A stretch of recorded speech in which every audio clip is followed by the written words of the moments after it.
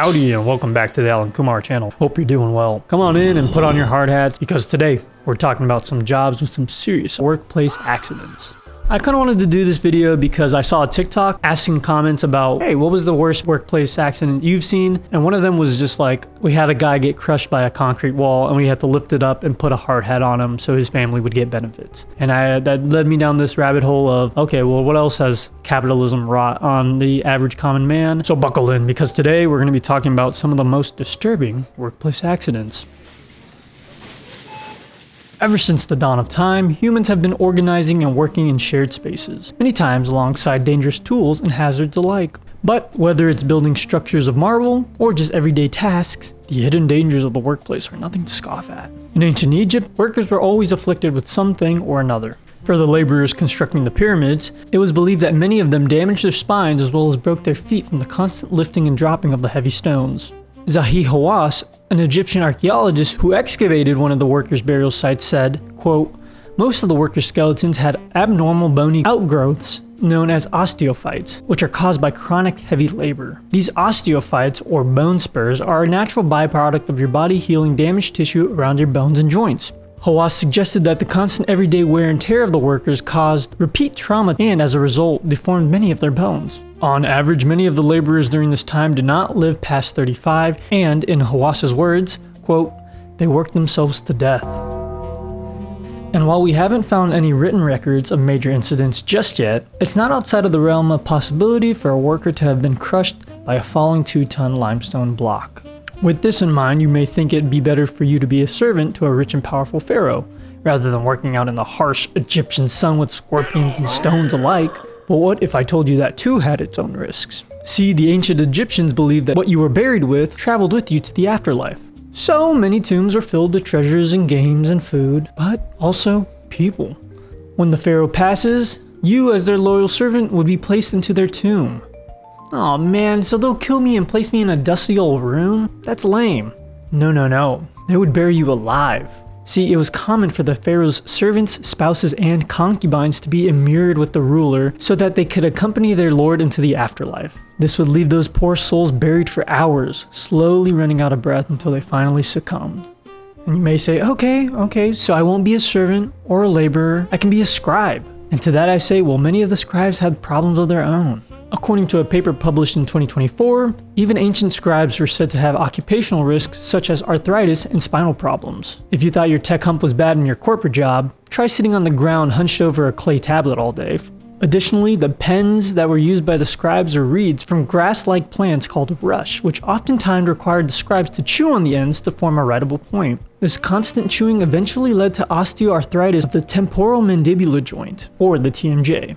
This reminds me of the time that in middle school, I would basically do the same. I would be hunched over in my desk in math class, just chewing on plastic pens all day. Yeah, these pens would be slobbered and just mangled like a dog got to them. So I could basically be a scribe at that point. It basically looked like this.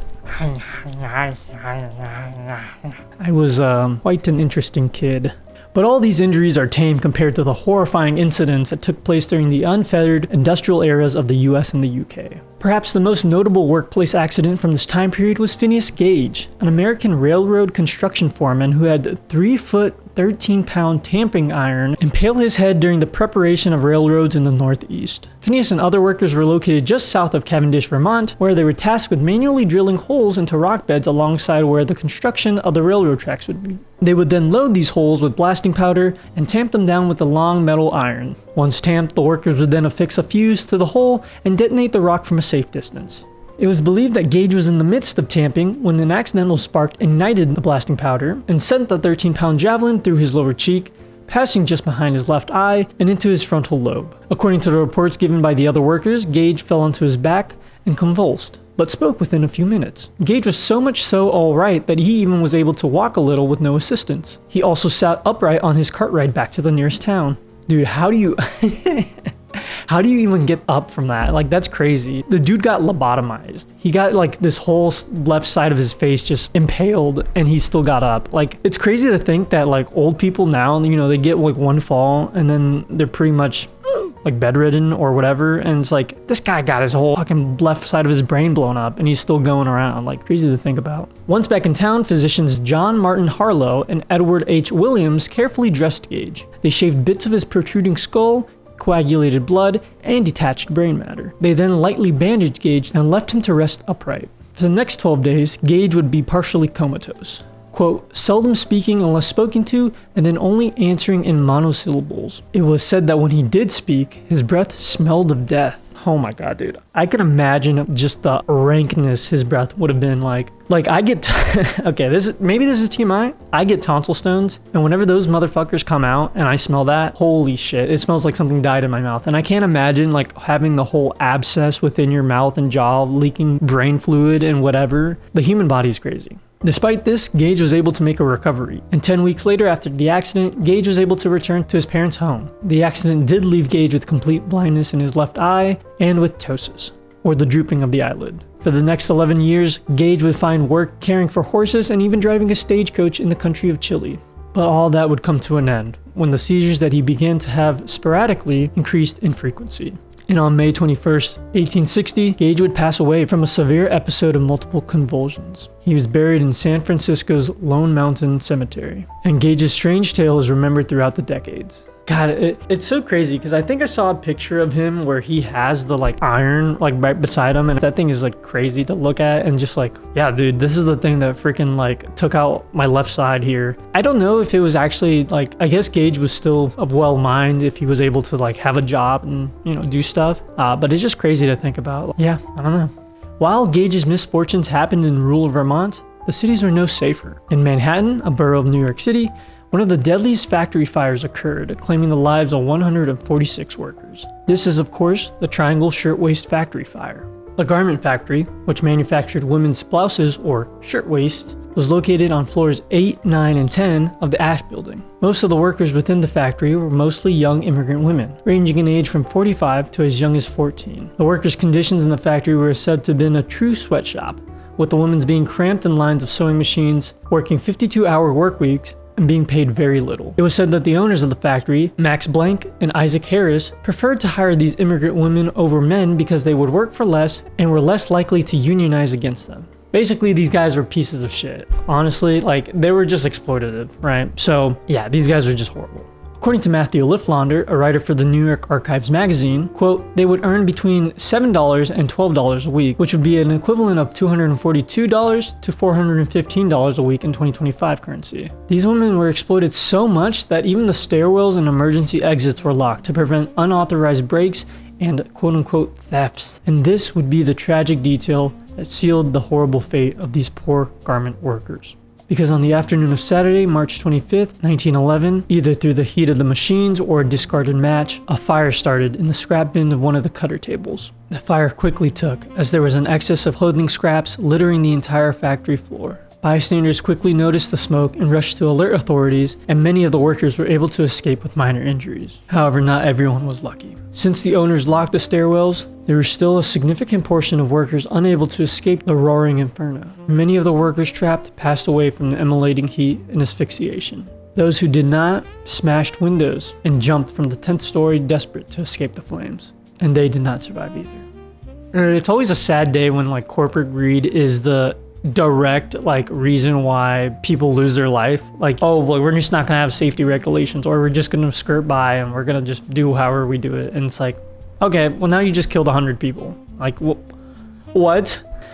Jesus. Both Max Blank and Isaac Harris survived the fire by fleeing to the roof. They were both arrested shortly after and indicted on charges of first and second degree manslaughter. However, a jury acquitted them of the criminal charges as the prosecution was not able to prove that both Blank and Harris knew of the doors being locked. However, in a subsequent civil suit, they were found liable for the wrongful death of the workers, in order to pay $75 per victim to the families of the deceased. Meanwhile, their insurance paid them approximately $445 per worker casualty. So basically they got money from this fire. And this is where I was researching and I was like, maybe was this insurance fraud? Like did they just burn down this fire, like this whole factory, because they knew that they would get paid out per worker casualty and they probably wouldn't be like charged with anything?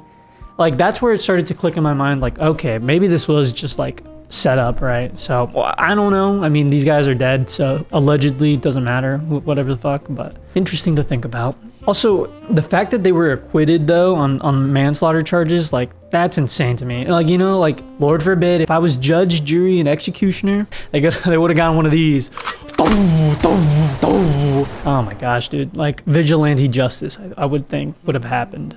You would think that today, with the advent of unions and safety organizations, that there wouldn't be such horrifying accidents anymore. But unfortunately, you would be wrong. According to the AFL-CIO, or the American Federation of Labor and Congress of Industrial Organizations, in the year 2024 alone, over 140,000 workers have died from workplace hazards. This is approximately 135,000 deaths from occupational diseases such as respiratory illnesses and chemical poisonings, and 5,000 deaths attributed to traumatic injuries, such as transportation incidents, slip, trips and falls, and even explosions and fires. In 2024, a semi-truck carrying frozen chickens caught a blaze in Greene County, Georgia. Firefighters were immediately called and dispatched shortly after. Fire Battalion Chief Christopher Robert Eddy was first to the scene and began to assess the fire. Immediately, Eddy set out to block traffic and extinguish the flames before they could spread to the surrounding area. Eddy also called for backup to help quell the fire as the smoke emanating from the truck was immense. Seeing the trailer of the truck was locked and could be opened, Eddy approached the rear doors, seeking to address the fire in the trailer itself. But this would be a fatal error, as opening the doors caused the rapid ignition of the refrigerants within the truck, causing a massive explosion and killing Battalion Chief Eddy instantly. The NIOSH, or National Institute for Occupational Safety and Health, performed an in-depth investigation into the death of Eddy and found several contributing factors such as outdated standard operating procedures, ineffective risk-benefit analysis, including control zone establishment with unknown hazards.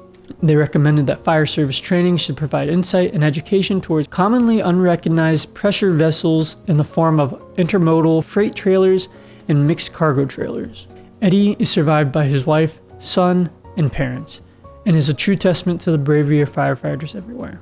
But not all jobs where fatal accidents occur are as fast-paced as a firefighter. Farming is virtually the opposite of firefighting, yet it harbors hidden dangers of its own. On many farms, it is common to have large metal structures to store harvest, especially for grains and feeds. These buildings can range from as small as 15 feet to a massive 150 feet tall. These grain bins are especially dangerous to farmers who unload these vessels, as sometimes it involves them going inside and walking down the grain. But if you're not wary, the grain could collapse beneath you, causing you to be submerged quickly and entrenched in the grain as if it were quicksand. This is such a common occurrence that the event was dubbed grain entrapment, and happens as pockets of grain spoil and crush together, forming large brittle sections. And once on top, the added weight of the farmer would collapse the grain, causing everything within it to collapse immediately, pulling you down and drowning you in a sea of particulates. This happens so quickly that many workers do not have time to think. Bodie Blissett, a Mississippi farm worker and survivor of grain entrapment, said, quote, "I don't even recall how high the corn was. It came down and got me with no warning. Too fast, too much, and I don't like remembering it." Needless to say, grain entrapment is a slow and grueling death that unfortunately still occurs on farms. According to Bill Field, a professor of agricultural health and safety at Purdue University, at least 663 people have died in U.S. grain entrapment incidents since 1964, and another 283 people were engulfed but survived. 2010 was the worst year for grain entrapments, as there were recorded 51 cases, and of those 51, 26 people passed away. Salah Issa, an assistant professor and extension specialist at the University of Illinois, says, quote, 95 of grain bin incidents are preventable, and prevention starts by installing systems in or near grain bins that can safely break up clumps and address grain flow problems from outside the bin. All this to say is that whatever workplace you find yourself in, be cognizant, be alert, and if you're not comfortable doing something, don't do it. No job is worth your life. Thank you so much for watching, and stay safe out there.